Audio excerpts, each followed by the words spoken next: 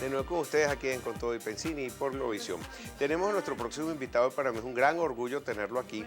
Por esas mismas cosas que estábamos hablando, Luis Vicente León, éramos los malqueridos, ahora somos más queridos, pero lo pudimos traer finalmente a este programa. Para mí es un honor tener a Laureano Márquez, humorista, escritor, filósofo. ¿Cómo estás, Laureano? ¿Cómo Un estás, placer Pedro? tenerte. Bueno, yo siempre te he querido. Siempre, siempre me consta. Y al canal también, Desde muy un agradecido. artículo que yo escribí en El Nacional que a ti te gustó porque hacía referencia a el hijo de Arturo Uslar Pietri. Claro. ¿Tú sabes lo difícil que es ser hijo de Arturo Uslar Pietri? Sí, señor. Porque ese señor con tanta sapiencia, y este era más genio, Sí. y escribió sobre Poncio Pilatos, que decía, yo lo que hice fue reproducirlo y te llamó mucho la Sí, atención, señor. que nunca la limpieza había sido igual después de Poncio Pilatos, ni la pureza del agua, ni todas esas cosas. Exactamente. Igual que el doctor Uslar Pietri tenía un hermano que es Juan Uslar Pietri, muy poco conocido. Claro, el doctor Uslar Pietri brilló tanto que, bueno, un brillo sí siempre opaca lo que está alrededor. Y su hermano es una persona muy interesante también, un historiador muy bueno que tiene un libro escrito sobre el año 14, que es un libro fundamental de lectura en la historia venezolana que hay que estudiarla en estos momentos.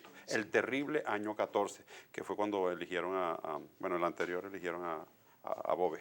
Ok, mira, tú escribes ahora de filosofía, pero una profundidad, ¿vale? Yo me quedé No, vale, por loco, favor. que hablas de Zenón, de Elea, un filósofo Zenón. griego perteneciente a la llamada escuela eleática, en alusión a la ciudad griega de Elea, el sur de Italia, porque tú, bueno, después que haces esa disertación llegas a lo que es la competencia entre Aquiles y la tortuga. Correcto. Y tú haces un símil con lo que está pasando aquí en el CNE y Sí. las trabas para Sí. uno y para el otro. ¿Tú nos puedes resumir un poco qué Sí, querías decir ahí? claro. Bueno, esta famosa aporía, que así se llamaba aporía porque son razonamientos... Porquería, perdón. No, aporía. Sí, pero suena.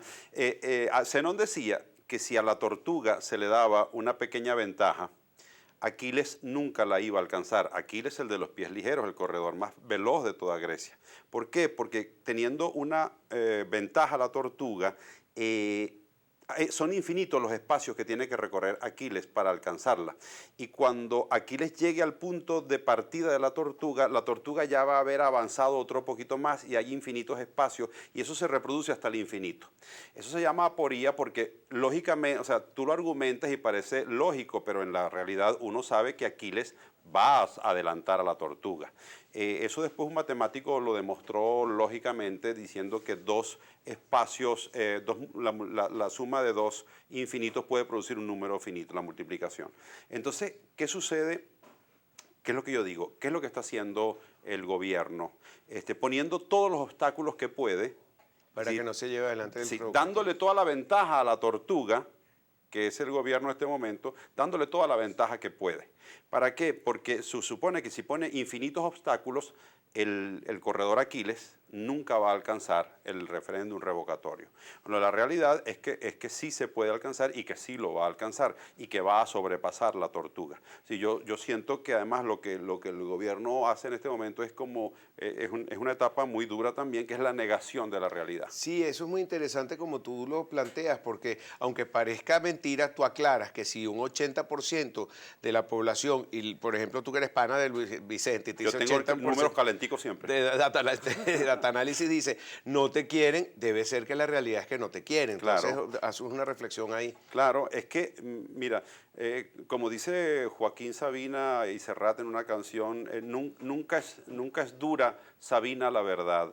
Lo que no tiene es remedio. Si la verdad no tiene remedio. Es decir, hombre, el gobierno puede inventarse 40.000 cosas, el gobierno podría sacar todo el ejército a la calle, contener a la gente, evitar que la gente vote, evitar que la gente salga, evitar que la gente opine. Eso se puede hacer. Sería una cosa terrible que se hiciera así, pero quiero decir, el que tiene el poder lo puede todo. Si usa el poder arbitrariamente y no conforme a lo que establecen las normas. Entonces, pero lo que sí es claro es que en la realidad ya todo cambió. ¿Sí? Es decir, que van a alcanzar a la tortuga. Absolutamente, absolutamente. Y si mientras más ventajas pongan a la tortuga, peor va a ser la carrera.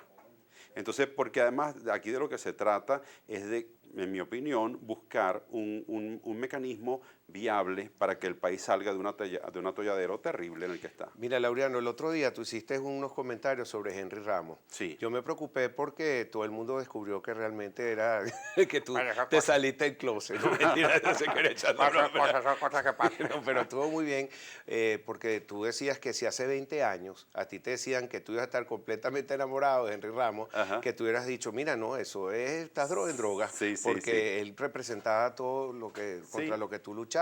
Efectivamente. Pero hoy en día que tu conclusión es que los tiempos cambian y fluctúan. No ¿Por solo qué, que sí. por qué crees tú este carisma que ha cobrado Henry Ramos desde que ganó la Asamblea? Bueno, mira, Henry Ramos es efectivamente eso que tú dices, lo he señalado en mis presentaciones, lo hago con frecuencia. Es decir, yo siempre... Ya me las sé de memoria, Yo te sí, estás dando sí, cuenta. es verdad, es verdad. Yo siempre fui antiadeco porque yo, en mi ignorancia, pensaba que los gobiernos de acción democrática eran como lo peor que nos podía pasar a nosotros. Y Pero, viste, ¿no? pero yo me he ido cultivando y me he dado cuenta que siempre puede haber algo peor en Venezuela. Entonces, pero Henry Ramos Ayub me parece, en primer lugar, admirable porque, bueno, primero porque es un político de oficio, del oficio de la política. Segundo, porque es un parlamentario del oficio parlamentario. Tercero, porque es un conocedor del derecho y de lo jurídico. Y entonces, y lo más importante, creo, en este momento, para una oposición que lleva muchos años sin poder hablar, sin poder expresar una voz que se escuche, bueno, Ramos Ayub se ha convertido en la voz de la oposición. Como le dicen a uno a veces cuando uno escribe un artículo, sí, cónchale, me gustan tus artículos porque dicen lo que yo quiero decir. Yo creo que Ramos Ayub en este momento está ejerciendo el derecho a revire que la sociedad venezolana quiere ejercer. Muy bien puesto. Pero a ti te conquistó con algo que a mí también me conquistó cuando le dije a un diputado, mira, tu inteligencia... Tu inteligencia no te vas a morir.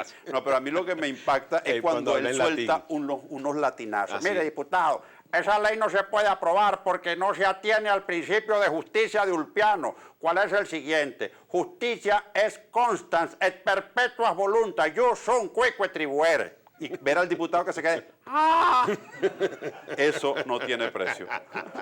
Mira, Laureano, en 2 semanas se cumplen 80 años desde que Arturo Uslar Pietri publicó su famosa frase de sembrar el petróleo. Correcto. Todavía aquí no se ha sembrado, pero ni coquito. Sí, Sí. se ha sembrado el petróleo, pero en otros países. Sí. Petróleo venezolano. Sí. ¿Qué reflexión te da Uslar Pietri para sus 80 años de sembrar el petróleo? Mira, Uslar Pietri, bueno, es uno de los intelectuales venezolanos Amigos fundamentales.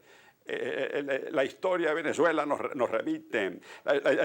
Tenemos que sembrar el petróleo, transformar el petróleo en otra forma de riqueza. Mira, Uslar Pietri siempre estuvo alertando sobre eso. Y me parece... Nosotros los venezolanos, yo lo digo también en el monólogo que tú has visto, nosotros tenemos la equivocada noción, y eso también lo decía Uslar, de que somos un país rico porque tenemos petróleo. La riqueza de los países no es su riqueza material o solo su riqueza material. La riqueza fundamental de los países es su riqueza intelectual, es el cerebro de sus ciudadanos, es sus universidades. Uslar lo dijo con mucha frecuencia, la universidad es la vanguardia de una nación, no se puede hacer un país de primera con una universidad de segunda. Uslar Pietri escribió alguna vez un pequeño folleto llamado La Universidad y el País, donde él decía, bueno, Carlos Marx, por ejemplo, que es el que escribió El Capital, no iba a la universidad a quemar carros en la universidad, no iba a lanzar bombas lacrimógenas a la universidad.